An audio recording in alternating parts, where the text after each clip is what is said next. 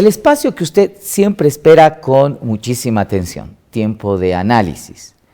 Hoy vamos a cruzar las fronteras, vamos a hablar, por supuesto, de lo que sucede en el mundo, sin duda alguna, Afganistán. Los talibanes son el tema central de reflexión de la política internacional, de los temas internacionales, una posibilidad de viraje, de una movida al tablero internacional. Este tema tengo el agrado de tratarlo hoy con Andrés Guzmán Escovari, analista en temas internacionales, viejo amigo de los medios de comunicación y de esta casa televisiva. Bienvenido, Andrés, qué gusto estar contigo. Muchas gracias, Marcelo, un gusto verdaderamente estar aquí. Vamos a tratar de ser lo más pedagógicos posibles. Claro, uno recuerda a los talibanes, ¿no? Y la memoria del televidente estará en la vieja película de Rambo, ¿verdad? Ahí de resistencia de los talibanes, un grupo que está formado precisamente para resistir al imperio soviético, la invasión soviética precisamente a Afganistán. ¿Qué son los talibanes? ¿Dónde se originan? ¿Y por qué son tan importantes?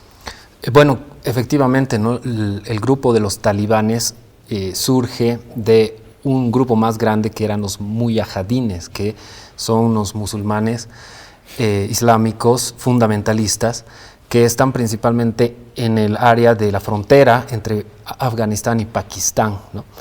Y es en Pakistán donde se adoctrina a esta línea, ¿no?, de mujahidines que llegan a ser los estudiantes, ¿no?, porque talibán significa estudiante, ¿no?, que además son parte de una etnia más grande que son los pashtunes, ¿no?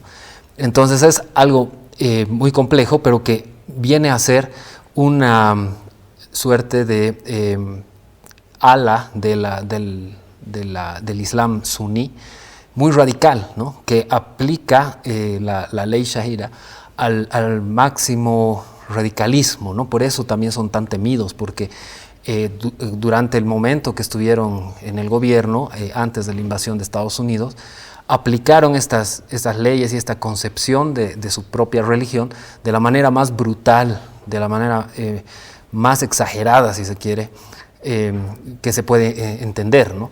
Y eso incluía naturalmente lapidaciones, latigazos. Exactamente, pero déjame ir por partes, que me parece importante por el rumbo que vas a ver. Los talibanes salen a luz en la década de los 80, ¿verdad?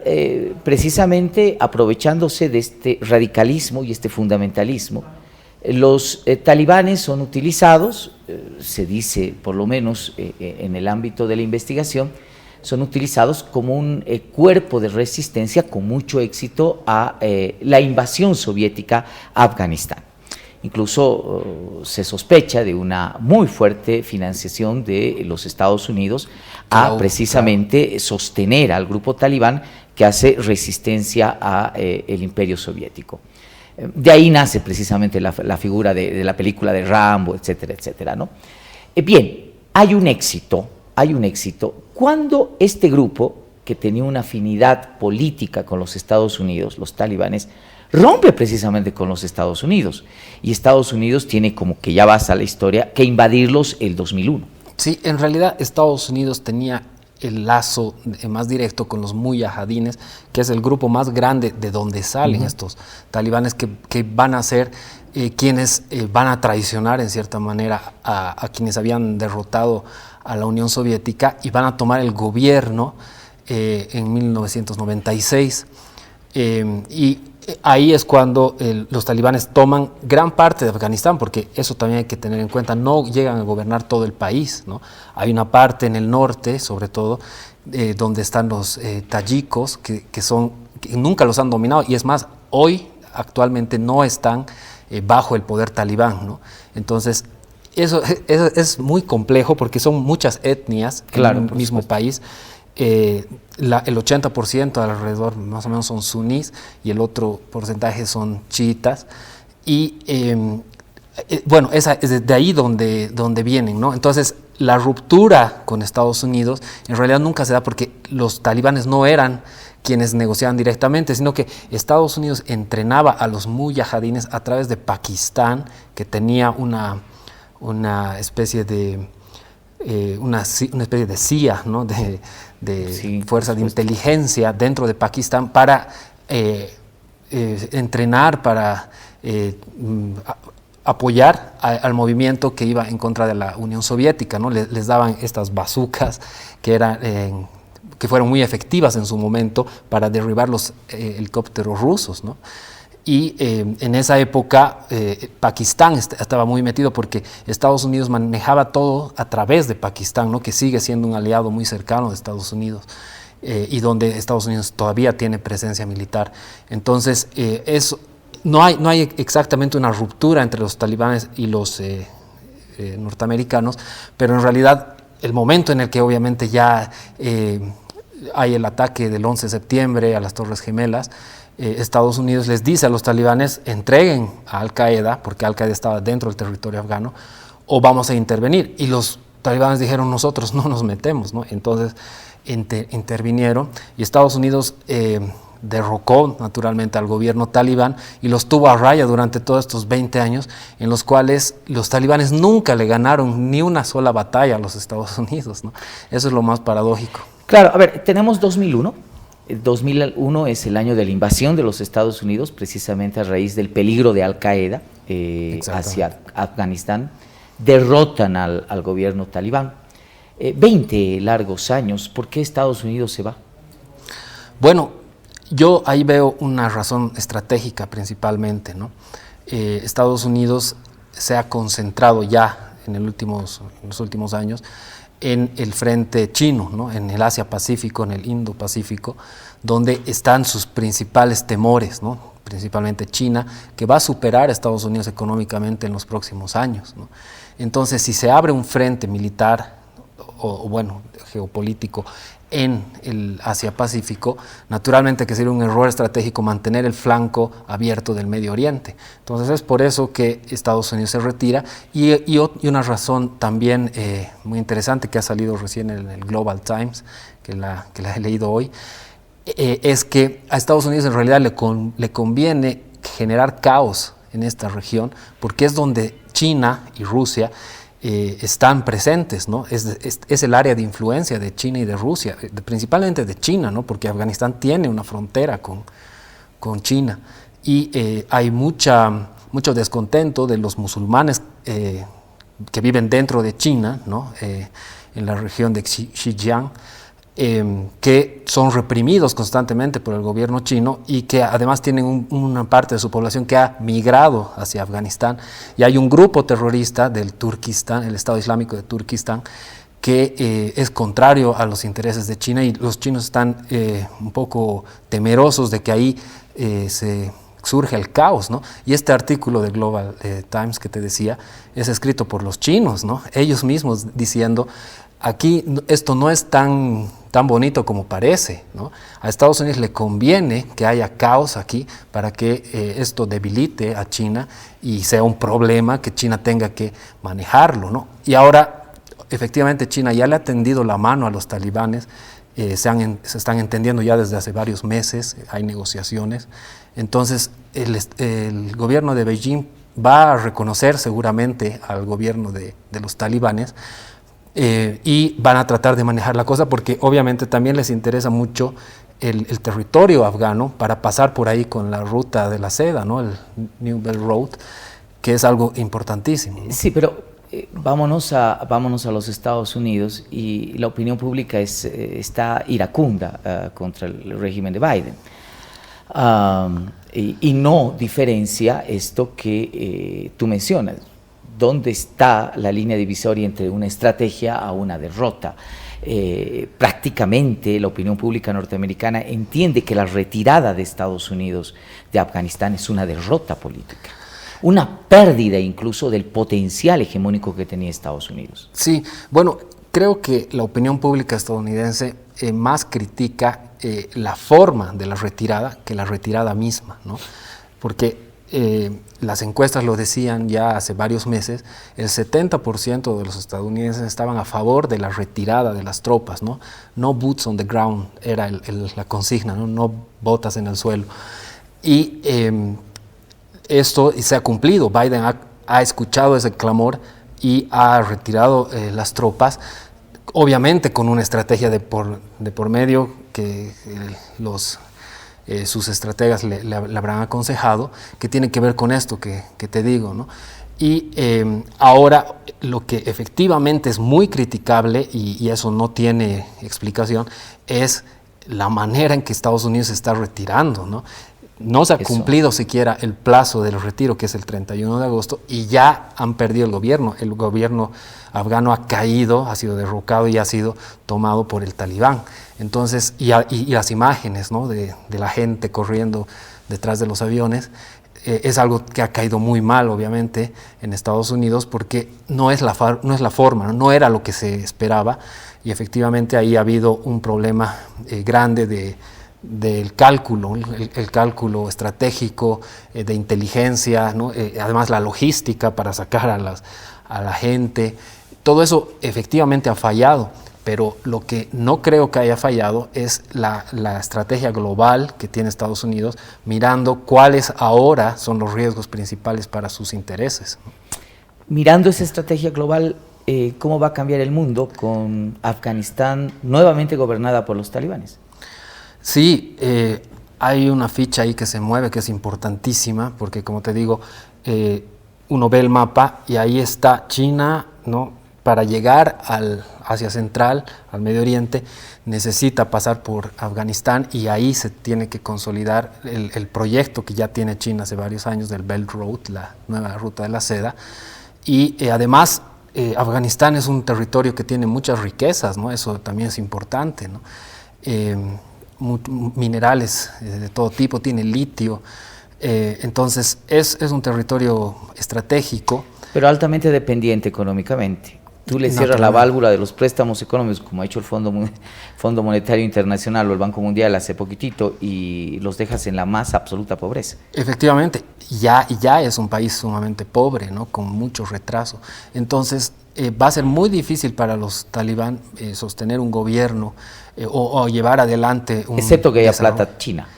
Claro, ahí está la salida, ¿no? Ellos están confiando en eso, y por eso están en buenos tratos con China, porque a los talibán, además del financiamiento y todo, además les interesa tener de su lado a China para evitar sanciones del Consejo de Seguridad, ¿no?, teniendo en cuenta que China tiene derecho a veto. Entonces hay varias cosas que se van a jugar ahí, pero para China el tema de que no surjan grupos terroristas contrarios a sus intereses es importantísimo. Al-Qaeda está casi muy disminuido, ¿no?, porque Estados Unidos ha estado 20 años ahí, pero todavía tiene ciertos focos de calor ahí, junto con ISIS, ¿no?, el Estado Islámico. Entonces, bueno, pero ellos no son contrarios a China, ellos son contrarios a Occidente, ¿no? Y ahí también están los temores que surgen en los países de Occidente, donde se ve que se pinta esto como una gran derrota, pero no lo es del todo, no me parece, no para Estados Unidos. Pero bueno, vamos a ver si realmente esto que yo estoy pensando es así, se va a consumar de esa forma, o al contrario, más bien es nomás lo que parece y ha sido una gran derrota como la que ha habido en Vietnam, el tema de Saigón, o los mismos talibanes derrotando a los soviéticos, ¿verdad?, en la década de los 80. Que luego se tradujo también en la caída del muro de Berlín, porque hay pocos años de diferencia, ¿no? Si uno ve que la Unión Soviética pierde en Afganistán y luego se cae el muro de Berlín, hay una conexión. Entonces, si esa es la verdadera hipótesis, entonces estaríamos hablando de que Estados Unidos también va a perder mucho en el futuro. La resurrección del discurso terrorista es otra de las aristas que tocan muchos de los analistas. Tú lo mencionabas bien. Tienes ahí una especie de coctelito terrorista fantástico. Tienes ISIS, tienes Al-Qaeda, así es, los mismos talibanes, ¿verdad? ¿Es posible que Estados Unidos esté jugando, y para qué, a resucitar nuevamente el monstruo del terrorismo en esa región? Para volver después, ¿no? Esa es otra de las hipótesis, pero dudo mucho que sea así, porque Estados Unidos justamente lo que se ha preocupado es de lograr un acuerdo con los talibanes, en los que los talibanes se comprometen a no apoyar ni fomentar el terrorismo o estos grupos terroristas dentro de su territorio. Porque tenemos que recordar que cuando hubo el ataque a las Torres Gemelas, no eran los talibanes los que atacaron, era Al-Qaeda, ¿no?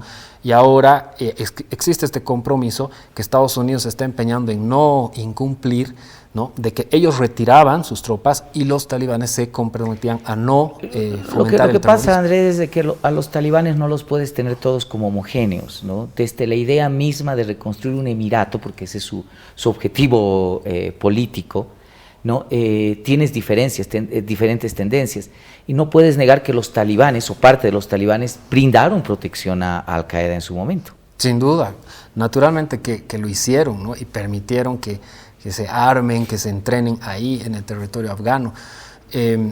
Ahora, pero como te digo, existe este compromiso, hay un acuerdo firmado por Trump el 2020 que dice que Estados Unidos se compromete a retirarse, pero los talibanes se comprometen a no fomentar el terrorismo dentro de sus fronteras. Y uno dirá, claro, pero estos talibanes no van a cumplir nada, ¿no? Hasta ahora han cumplido a cabalidad lo que han dicho, ¿no? Y los Estados Unidos, increíblemente, también parecen querer cumplir para no darle pie a que los talibanes incumplan, porque hay este plazo del 31 de agosto y al parecer no van a poder retirar a todo el personal que pretenden retirar, no solamente a sus propios ciudadanos estadounidenses, sino a los que han contribuido, han ayudado y han apoyado a Estados Unidos en todo este colaboradores, tiempo. Además, la misma Unión Europea tiene varios colaboradores ahí que no ha podido retirarlos todavía. Pero a ver, pareciera que lo de los talibanes está ratificado, confirmado, en el ámbito de una victoria que se hace más que por esfuerzo propio, por una retirada y una forma de retirada que todavía el mundo no entiende por parte de los Estados Unidos. Lo que te viene inmediatamente es el recuerdo del régimen que impusieron los talibanes 96 hasta el 2001. Sí. Un régimen altamente violatorio a los derechos humanos. No Exacto. Solamente con un tema que va en contra de los derechos de la mujer, el derecho de los jóvenes, el derecho a la libertad de expresión, etcétera, sino incluso con sendos ejemplos de genocidio. ¿Tú crees que esto se pueda repetir ya no más? Por lo menos lo que han dicho hasta ahora es que no, es que ahora hay otra visión, las mujeres van a poder trabajar, han dado ciertas garantías en señal de tranquilización, ¿no? Para que quizás la comunidad internacional no se preocupe tanto, porque finalmente los talibán también necesitan legitimidad, necesitan el reconocimiento internacional. Ahora, como decía el presidente Macron, los vamos a juzgar por los hechos, no por sus dichos, ¿no? O sea, ellos van a ser juzgados por sus hechos, no por sus dichos, y vamos a ver cómo actúan, ¿no? No es que ahora prometen y dicen que no vamos a hacer nada y después sí lo hacen, ¿no? Vamos a estar vigilantes, han dicho, ¿no? Ya en la reunión del G7 que ha habido ayer, de todo lo que hagan los talibanes, y el mismo presidente Biden ha dicho, si existe algún ataque hacia nuestras fuerzas que se están retirando, nuestra respuesta va a ser devastadora. Entonces, están manejando, yo creo, las cosas con mucho cuidado, ¿no? Para que se retiren y finalmente los dejen ahí gobernar, y los talibanes van a tratar de mantener un gobierno, ¿no? de gobernar verdaderamente, y para eso obviamente necesitan moderarse, no pueden volver a lo que ha sido los años 90, cuando tampoco había tanta conectividad, ¿no? Porque eso también es un elemento muy importante en este juego, porque hay mayor vigilancia del mundo entero, porque se sabe más a través del internet de qué es lo que está pasando. Entonces, creo que va a haber una cierta moderación, porque es lo que tiene que ser, ¿no? No podrían volver a lo anterior, porque sería incluso para ellos mismos muy perjudicial. Sí, pedirle moderación a un grupo fundamentalista religioso, Andrés, ese es el problema. La fe es un acto que no va casado con la racionalidad. El fundamentalismo islámico te establece que las mujeres no pueden tener los mismos derechos que los hombres. Te establece indudablemente que no pueden haber ciertas actitudes que en este momento están asociadas al mundo occidental. ¿Estarán los talibanes dispuestos a romper con la esencia misma de su existencia?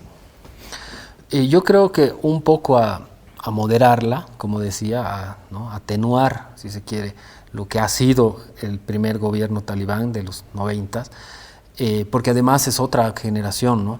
Y si bien el segundo al mando, Baradar, es uno de los fundadores de los talibanes, gran parte de los otros líderes son jóvenes, ¿no?, que entienden la vida y el mundo de otra manera, ¿no? Y han tenido además 20 años para un poco también entender cómo piensan en el mundo, ¿no?, y quién es el que tiene el poder, ¿no? Entonces, esas son las razones por las que yo tiendo a creer que sí son ciertas estos anuncios de moderación que ellos están haciendo. Ahora, claro, no quiero caer en la ingenuidad de pensar que es cierto y después no lo hagan. Que el discurso político es igual en Bolivia o en Afganistán o en los Estados Unidos o en China, es discurso simplemente, y que por supuesto las actitudes luego vendrán.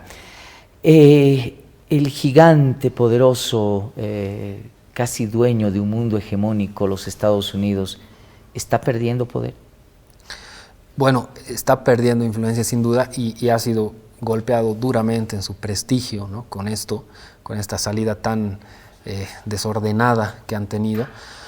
Pero vamos a ver qué es lo que pasa a partir de ahora, ¿no? Como yo te digo, creo yo que hay una estrategia por detrás que no es tampoco que se van y que dejan todo en desorden y ya, no puede ser, pues, ¿no? Estados Unidos tienen que haber pensado bien las cosas antes de haber tomado estas acciones. Entonces, la disputa que va a haber y que ya se va a parecer cada vez más a la Guerra Fría, aunque con una interdependencia entre Estados Unidos y China que antes no la había con la Unión Soviética, se ve cada vez más clara, ¿no? Además, Beijing está promoviendo alianzas, ¿no?, tanto con Rusia como con Irán, incluso con la India, ¿no? Tienen ya grupos ya cada vez más consolidados para hacer frente, ¿no? Y por el otro lado, obviamente, Estados Unidos ya también tiene a la OTAN, que van a buscar a Japón, van a poner de su lado a Corea del Sur, y ahí van a estar los dos frentes, ¿no?, los dos polos, que por eso digo que se va a parecer cada vez a la Guerra Fría, pero con varios actores, y a eso están apuntando los estrategas estadounidenses, ¿no? Sí, correcto, pero sin ser dramático, y para finalizar este vistazo, ¿cómo queda la carrera nuclear en el mundo? Tú lo apuntas bien, es decir, con los talibanes en Afganistán, siendo este un lugar tan específico, tan importante en el enclave mismo del Medio Oriente, y con la posibilidad de una China y de una Rusia por detrás, pero además el acecho de Irán, ¿no estamos resucitando la posibilidad de nuevamente conflictos o amenazas de conflictos nucleares? Sin duda que eso es parte de todo este juego, principalmente porque Rusia parece que va a jugar del lado de China, cosa que no ha ocurrido durante la Guerra Fría. Y ahora obviamente eso se contrapondría al poder que tiene Estados Unidos junto con Europa en términos nucleares para jugar otra vez a esto, ¿no?, a esta Guerra Fría. Pero además de la Guerra Fría hay todo esto que es las guerras cibernéticas, ¿no?, que también van a ser parte, ¿no?, de la nueva, del futuro que vamos a ver en la geopolítica. Y ahí se van a jugar pues grandes batallas, ¿no?, de ver cómo realmente, incluso la guerra biológica, ¿no?, de los que ya muchos hablan de que el coronavirus sería parte de esto, ¿no? Puede ser, pero son muchos flancos, muchas formas, ¿no?, de atacarse unos a otros, y definitivamente ya lo convencional queda al margen casi. Bueno, son temas que todavía nos van a dar muchísimo para el análisis, el debate. Creo que hay algo que en el mundo se ha movido. Vamos a ver todavía cuál es la dimensión de esa pieza que se ha movido. Pero voy a finalizar esta entrevista con un especialista como es Andrés Guzmán, precisamente invitándolos. Hay un programa que está ofreciendo, un programa de posgrado que está ofreciendo la Facultad de Derecho y Ciencia Política. Andrés, háblanos de eso, por favor. Así es, muchas gracias por el espacio. Efectivamente estamos lanzando la maestría en Relaciones Internacionales e Integración, de la Facultad de Derecho y Ciencias Políticas. Tú eres el coordinador. Yo soy el coordinador de la UMSA, que bueno, está ya con sus últimas plazas, entonces invitamos a inscribirse. Pueden entrar para tener más información a upri.umsa.bo, ¿no? upri.umsa.bo. Ahí está toda la información de la maestría. Para todos los interesados de las ramas de las ciencias políticas, que les interese profundizar sus conocimientos en los temas de las relaciones internacionales, la integración, la geopolítica, estos temas que estamos hablando, el derecho internacional, la economía, que bueno, va a estar muy interesante. Tenemos un plantel docente de muy alto nivel y bueno, esperamos pues que se inscriban y que participen y aporten también desde sus conocimientos al desarrollo de este curso que ya comienza y que va a ser muy interesante. Andrés, muchísimas gracias por estar en el programa y mucho éxito en el emprendimiento del curso de maestría. A ti las gracias, Marcelo, un gusto realmente estar aquí. Qué bueno que se le dé espacio a estas cosas que son tan importantes y que muy poco se habla en Bolivia, ¿no? Es, creo, importante un poco de debate para saber qué está pasando, ¿no? Muchas gracias. A ustedes, amigos televidentes, como siempre, muchísimas gracias por su atención. Siga usted con la programación de Televisión Universitaria y síganos en nuestras redes sociales, canal de YouTube Haciendo Ciencia Política, donde usted podrá ver todos los programas que hasta ahora hemos emitido. Muchísimas gracias. Buenas noches.